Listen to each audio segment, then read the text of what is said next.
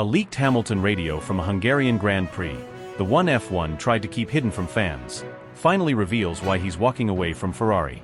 Do you want to hear the real reason? Trust me, you won't see it coming. Stay until the end because this video is made for you. Subscribe to stay informed about the latest Formula One news. It wasn't the panicked cry of a driver out of his depth, nor the heated outburst of a man unused to the sting of defeat. What filtered through the team radio in Hungary was colder than rage, heavier than disappointment, and infinitely more unsettling than any flash of temper. It was Lewis Hamilton, seven-time world champion, architect of countless miracles behind the wheel, speaking with a quietness that didn't mask pain so much as sharpen it. There was no roar, no verbal explosion, no desperate plea. Just a controlled exhalation of inevitability, bit of a sitting duck behind these guys. 7 short words, yet within them lived the weight of an entire season's disillusionment. This was not about worn rubber or failed overtakes. This was not about the raw data on the dash or a bad call from the pit wall. Beneath those syllables was something far more personal: alienation, betrayal, the creeping, unshakable recognition that the purpose for which he had come to Ferrari, to lead from the front, to inspire transformation, to rebuild an empire, was being twisted, muted, or simply dismissed. This was not the voice of a racer asking for assistance. It was the voice of a champion realizing, in real time, that the people who were meant to fight alongside him had already dropped their swords. From the day he first pulled on that deep red race suit, Hamilton understood the magnitude of the challenge. Ferrari is not merely a team, it is an institution, a cathedral of myth built on decades of victories and heartbreaks. It glorifies heroes but crushes them just as easily. It elevates legends while erasing those who fail to fit the script. Lewis didn't come to Maranello to bask in adoration or be the final page in someone else's fairy tale. He came to work. To impose structure on chaos. To bring clarity where there was noise. He didn't need their prestige. He was the prestige. Subscribe to stay informed about the latest Formula One news. And yet, as each race passed, something in the atmosphere shifted. The smiles in the garage began to feel rehearsed. The meetings became tighter, more controlled, as if truths were being withheld. Plans that once sounded like strategy began to sound like excuses. There was a subtle but unmistakable erosion, not of his resolve, but of the collective will around him. And in Budapest, that corrosion reached the point of no return. His voice over the radio was a signal, though not for the engineers it was addressed to. It was a message to anyone paying attention. The problem wasn't him. The problem was the system. It was a calm so absolute that it became unnerving, a stillness that spoke of battles already fought behind closed doors, intense debrief rooms where his insights were nodded at but not acted upon. He had stepped into Ferrari believing that the combined force of his experience and their heritage could create something unstoppable. But what good is heritage if it refuses to evolve? What good is genius if no one listens to it? Hungary didn't break him, it exposed the breakage. His race wasn't a disaster in the traditional sense. There were no dramatic spins, no mechanical meltdowns. The tragedy was that it was forgettable, and for Lewis Hamilton, being forgettable is worse than being defeated. On that day, he wasn't a contender. He was a passenger trapped in a machine that seemed incapable of rising to his level, no matter how hard he drove. Behind those composed words, however, there was movement, dangerous movement. Hamilton's quietness has never meant surrender. It means calculation. The kind of calculation that precedes seismic shifts. Every lap he spends in a car that cannot match his ambition is another step toward a decision that will redefine the balance of power in the sport. The paddock knows it. Rivals sense it. Even in Mercedes headquarters, there is an unspoken awareness that the time to wait politely for 2026 may already have passed. Because what if Hungary wasn't just a bad afternoon? What if it was the moment Hamilton decided the contract on paper no longer matched the reality on track? What if Toto Wolff's measured smiles conceal preparations already in motion, contingency plans ready to pull him back into silver before Ferrari even realizes they've lost him? These are no longer idle paddock rumors.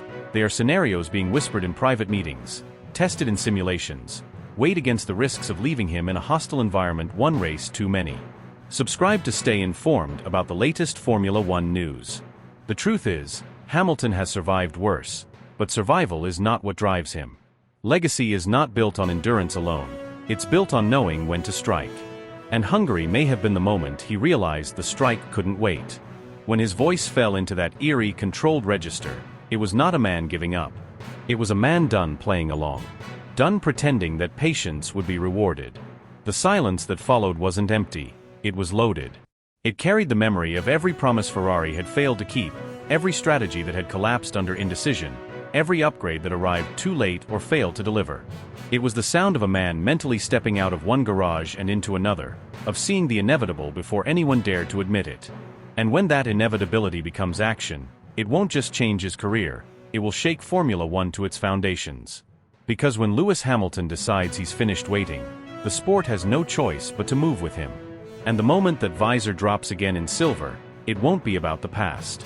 It will be about a future he intends to seize, one lap at a time, without compromise, without apology, and without looking back. Starting from 12th on the grid was never a verdict of defeat for a driver like him.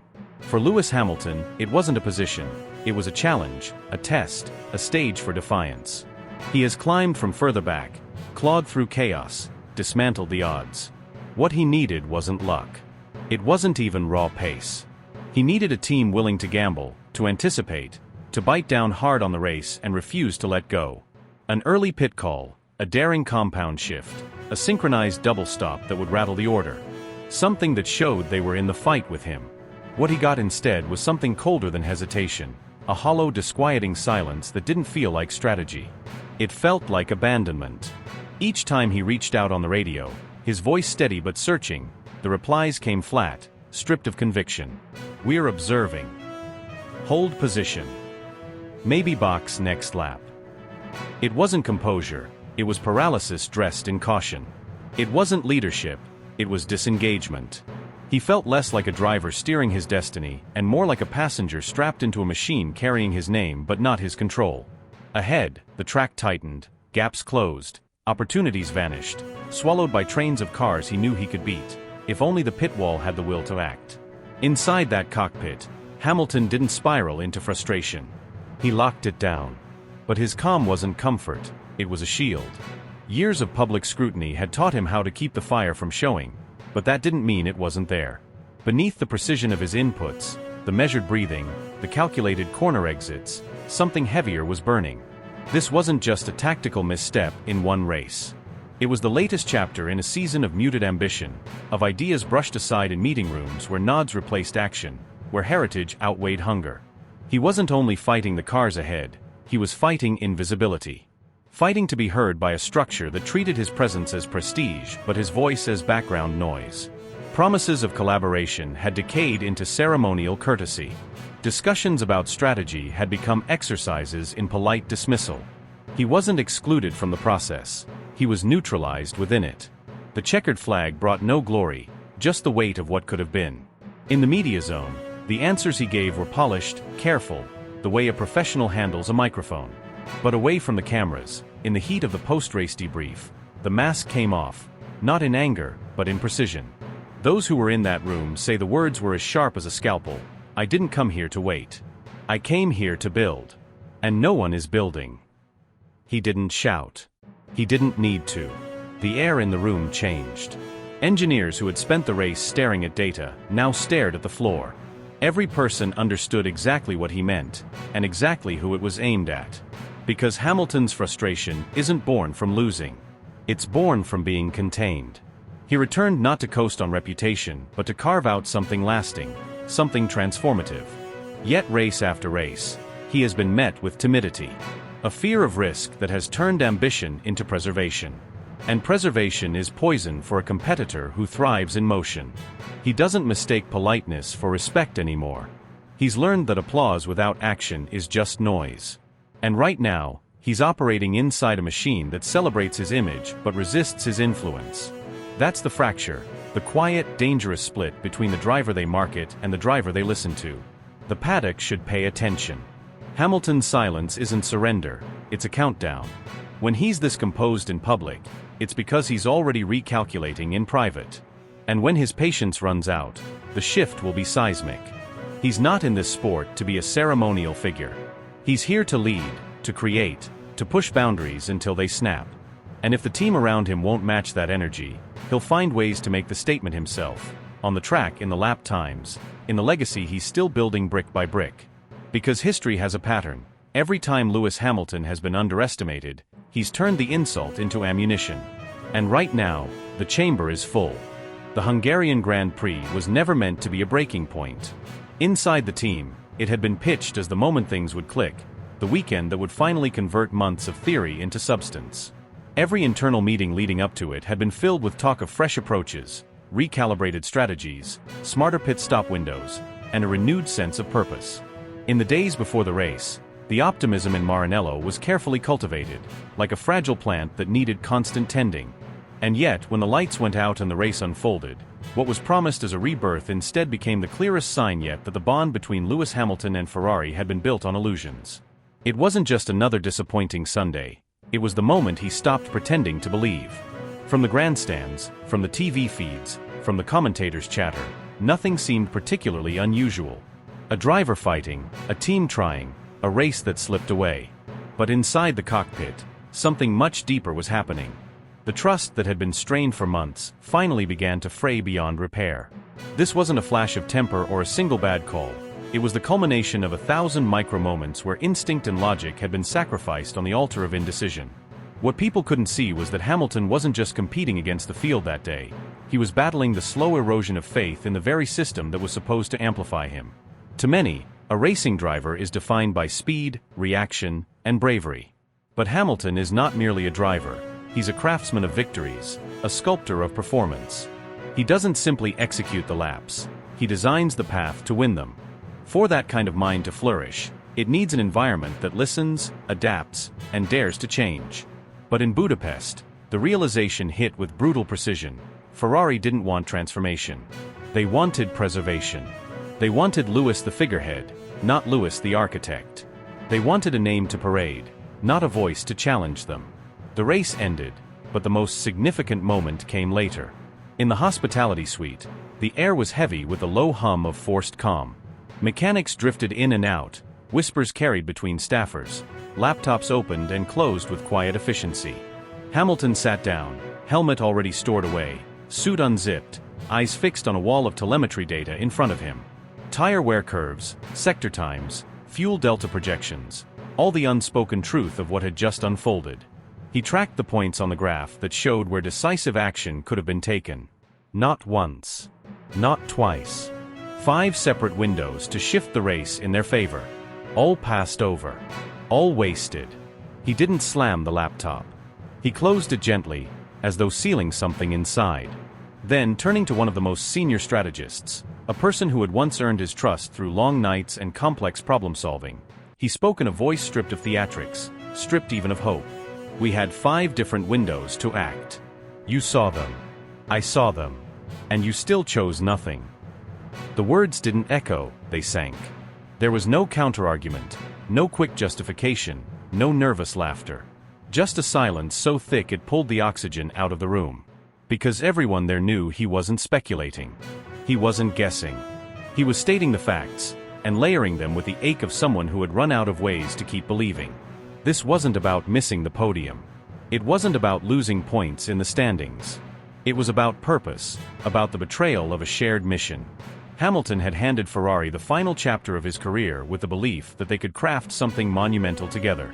He had brought the weight of his experience, his meticulous process, his understanding of racecraft so deep it could cut through chaos like a scalpel. He had offered not just speed but a roadmap, a living guide for building something that could stand alongside the greatest eras in the sport. And every offering had been met with polite nods, thin smiles, and the eventual quiet dismissal of inaction. He didn't need them to agree with every decision, but he needed them to decide, to move, to commit. In Hungary, he finally saw that commitment wasn't coming, not from the pit wall, not from the upper offices, not from the culture itself. Ferrari wasn't waiting for the right moment. Ferrari was waiting for comfort. And comfort is the enemy of change. In public, Hamilton remained the consummate professional. He spoke to the media with composure, he signed for fans, he played the part the cameras expected. But inside, the emotional pivot was complete. The warmth he once brought into that garage was cooling. The energy that used to infuse his feedback was thinning. The vision of building something together had shifted into the realization that the story he wanted to tell could not be written in red.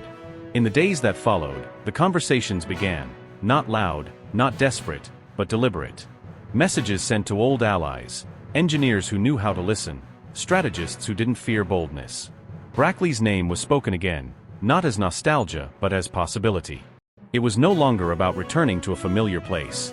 It was about returning to an unfinished fight. Because when a man like Hamilton feels the weight of his final chapters, he will not waste them on symbolism. He will spend them on conquest. Hungary didn't just mark a poor weekend on the track. It marked the moment a dream quietly died. And once a dream is gone, a man like Lewis Hamilton doesn't mourn it forever. He replaces it with a mission. And that mission had already begun. What happened in Budapest wasn't just another race gone wrong. It was the culmination of a slow, corrosive breakdown that had been tightening around him like a noose for months. It wasn't a freak accident of strategy or a momentary lapse in judgment. It was the inevitable collapse of a structure that had been cracking, quietly, race after race, decision after decision, until the fractures finally split wide open. The signs had been there, whispered in the language of hesitation and half measures. Delayed pit calls that ignored the shifting tempo of the race. Vague replies over team radio that left him flying blind. Tire choices that defied both logic and the conditions unfolding before their eyes. He asked for softs to attack. They handed him hards to defend. He demanded clear gap information. They mumbled uncertain numbers as if unsure themselves what the plan even was. It was as though the pit wall had lost its nerve, its purpose, or perhaps its belief in him entirely. This wasn't the sudden shattering of trust, it was its final, echoing collapse. Every race leading up to it had chipped away at the foundation. In Monaco, his call to box was ignored until the window closed. In Barcelona, his tire allocation was sacrificed to accommodate the other side of the garage. In Austria, a faulty aerodynamic adjustment was brushed off until it bled away his pace lap after lap. They all smiled afterwards, of course, hiding behind the polished facade of professionalism. But behind the helmets, the laptops, and the neatly folded arms in the garage, something fundamental had already shifted. What the world saw on TV in Hungary was a driver struggling to hold onto track position. What they didn't see was the quiet exile happening in plain sight. The engineers who used to swarm his car the moment he parked up now remained glued to their screens. The data analysts who once locked eyes with him in silent acknowledgement now busied themselves with irrelevant details. Conversations in the garage seemed to end abruptly when he approached. The energy, once alive with shared purpose, had cooled into something brittle and cold. Inside the cockpit, he felt it more keenly than anywhere else. The space that had always been his sanctuary now felt like a cage. His radio messages were answered with hesitation, as though the person on the other end wasn't sure whether they were still allowed to fully trust his instincts. Every lap, every decision, every hesitation on their part reinforced the same truth. The partnership they had promised him when he signed that contract no longer existed. The narrative of equal opportunity had become little more than a slogan. When the checkered flag dropped in Budapest, it wasn't just the end of a race, it was the final erasure of illusion. He pulled into the garage, removed his gloves, and set them down with deliberate force. It wasn't anger that drove the gesture. It was a quiet, surgical recognition that the situation was beyond saving. Rage can be cooled. Disappointment can be repaired. But clarity? Clarity never goes away. The air in the garage was thick and unmoving. No one rushed to speak. No one approached. A few stole glances at him, others stared at their screens as though numbers on a monitor could justify the choices that had just destroyed his race. The silence was suffocating, but it told him everything he needed to know. He wasn't the axis of this operation anymore. He was a fixture. A name for the marketing teams, a face for the posters, but no longer the beating heart of their ambitions. The walk away from the car felt different this time. He'd made that walk thousands of times before, after podiums, after victories, after heartbreaks. But now each step was heavy with something more permanent. This wasn't disappointment, it was detachment. Not just from the race, but from the people he'd been told were his allies. He had carried them through pressure storms, through title fights, through impossible comebacks. But when it was his turn to be carried, there was no one there. And yet, in that stillness, something dangerous began to form. Not bitterness, something sharper. Not rage, something colder. It was the return of an instinct that had carried him from the backstreets of Stevenage to the summit of motorsport, the refusal to be defined by anyone else's limitations. They had closed the door on him in Budapest, but all they had done was force him to build another one. He wouldn't storm out. He wouldn't plead for understanding. He wouldn't try to win them back. Instead, he would leave them exactly as they were, because they had shown him exactly who they had become. The next move wouldn't be born from revenge, but from liberation. Budapest wasn't the end of his fight. It was the beginning of a fight they wouldn't be part of. And when he makes that next move, the same people who had reduced his voice to static will have to watch from the outside as he does what he's always done. Turn the weight of doubt into the momentum of inevitability. Inside the motorhome, after the chaos of the race had dissolved into the low hum of distant generators and the faint smell of spent fuel, Lewis Hamilton remained seated in the corner, still in his fireproofs, the zipper undone just enough to let the tension breathe. His helmet sat on the table, visor raised halfway, catching the faint reflection of the track lights outside. Beyond the glass, the circuit lay abandoned, silent, stripped of its roar, almost unrecognizable. He didn't move. He didn't speak. His focus wasn't on what had just happened, but on what it revealed. His physio approached slowly, careful not to step into the invisible boundary around him. She leaned in, ready to ask the question she had asked 100 times before, but before she could form the words, he lifted a hand. Not yet. 2 syllables, soft but unyielding, enough to halt the air in the room. It wasn't a request for peace, it was a line drawn in the sand. He wasn't sulking. He wasn't nursing wounds. He was processing, breaking down every moment, every call, every detail of the race that had unraveled, not because fate demanded it, but because the team had once again turned precision into chaos. This was more than a disappointing Sunday. It was a fracture. A private recognition that he had allowed himself to swallow too much for too long. That the red suit, once a badge of pride, had become a symbol of restraint. A gag disguised as loyalty. That his silence, long mistaken for professionalism, was now nothing more than a quiet consent to decisions that betrayed his instincts. And Hamilton is not built to stand by and watch himself be erased. When night settled over the paddock and the last camera crews packed away their gear, the real moment began. Away from the interviews, away from the post-race spin, Hamilton moved through the narrow corridors of the team's traveling base with the calculated calm of someone about to make a decisive move. His personal assistant kept pace beside him, carrying a tablet loaded with race data. His performance analyst, expression unreadable, followed closely behind. They weren't there to console him, they were there because he'd summoned them. He wanted a meeting. Immediate. Off the record. No publicists. No executives. No voices that would try to soften the truth.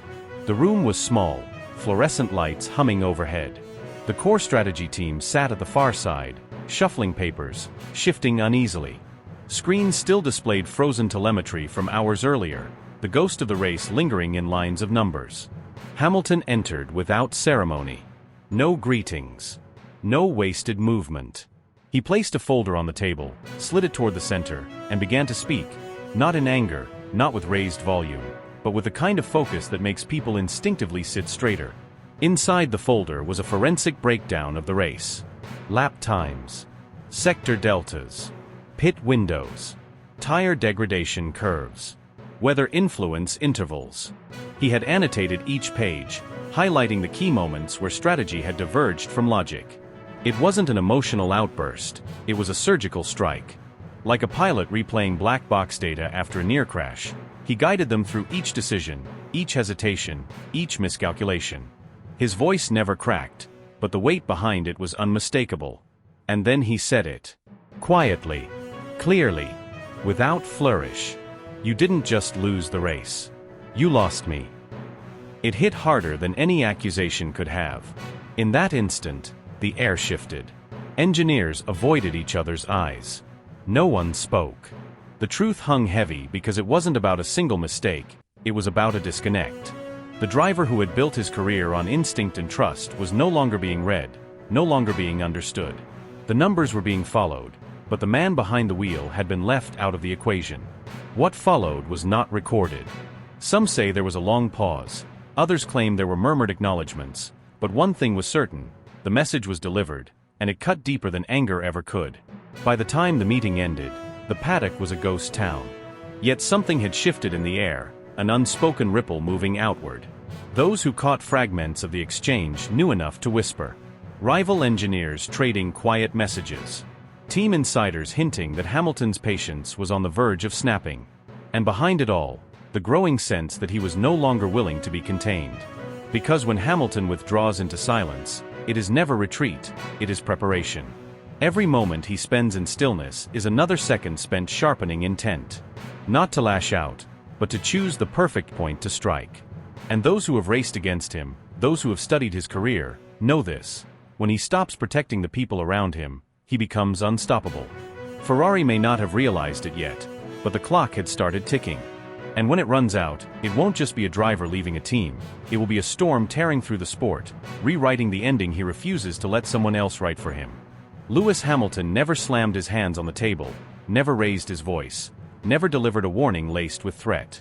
There were no ultimatums spelled out in angry words, no staged confrontations in front of the cameras, no whispered leaks to the press. He didn't need any of it.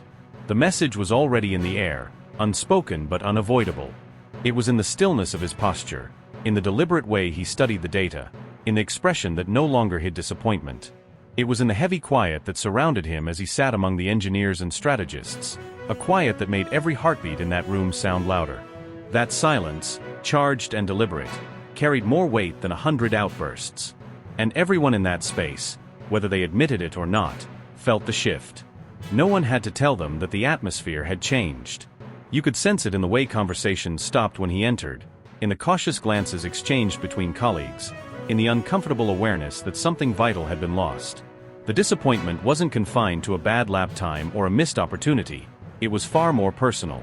The break came not from a mechanical failure or a flawed pit stop, but from the realization that the trust, once absolute, had been replaced by something colder. The sacred bond between driver and team, a connection built on shared struggle and unwavering belief, had been quietly eroded. And Hungary was the moment he saw it clearly, when he understood he was no longer the partner they built their future around, but a figure they tolerated until they could move on. It was the subtle betrayal that stung most. For years, he had been the cornerstone of their ambitions, the one they leaned on when the pressure crushed everyone else. But now the signs were everywhere, decisions made without him, priorities shifting, the once open channels of communication narrowed to formality. He wasn't part of the vision anymore, he was the reminder of what had been. And in that realization, something inside him recalibrated. The heartbreak transformed into resolve. The loyalty he had poured into every detail, every debrief, every lap, was no longer a currency accepted in that room. This wasn't about points on the scoreboard anymore. It was about self-respect. About identity. About not allowing others to dictate the final chapters of a story he had written with relentless courage. A man like Hamilton doesn't collapse when the faith around him fades, he adapts. He strips away the noise, the politics, the half-truths, and starts building the next chapter with his own hands. Hungary might have been the first visible fracture, but the tremors had been building long before. And now, the crack had widened into an opening, an escape route of his own design. The rest of the paddock should be uneasy. Because when Lewis Hamilton stops trusting those in his corner, he doesn't beg to be saved. He becomes his own rescue plan. He doesn't argue over the radio for the sake of ego, he stores every slight, every oversight, every silent dismissal, and channels it into something far more dangerous: action. He plays the long game, waiting for the moment when the move he makes will not just surprise, but reshape the balance of power entirely. You could see it in the way he left the garage that weekend, not in haste, but with the measured steps of a man already thinking 10 moves ahead. The familiar red and black around him no longer seemed to belong to him, they were just colors on borrowed time. His silence wasn't submission, it was precision. The quiet of a chess player watching the board tilt in his favor, knowing the decisive move will come not in anger, but in absolute control.